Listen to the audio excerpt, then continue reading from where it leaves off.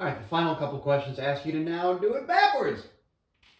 Suppose I put some amount of money, call it X, bank 10 years at a 4.27% interest rate, and at the end it is worth 911.48. How much must I have started out with? Well, you solve out X times 1 plus 0.0427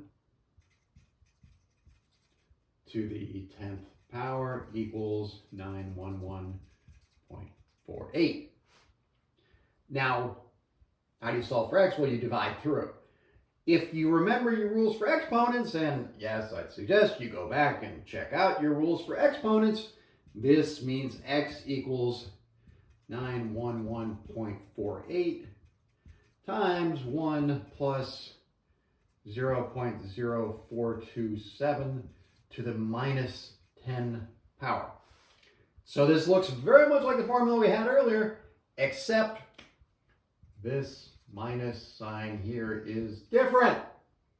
Instead of to the plus 10 power, we have to the minus 10 power because we're dividing through. But so you often see this formula as kind of a shortcut, but that's where it comes from. That's where the shortcut comes from. It's from setting out this little algebraic equation and then solving for X.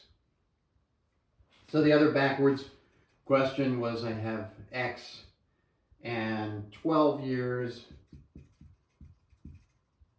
and 3.06%. It's worth 1363.97.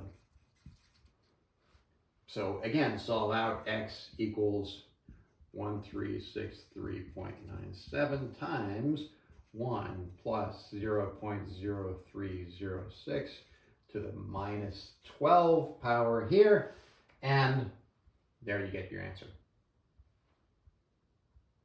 Not that hard.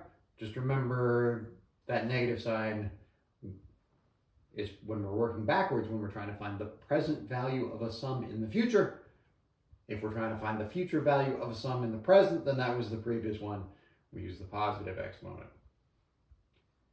It's not that hard.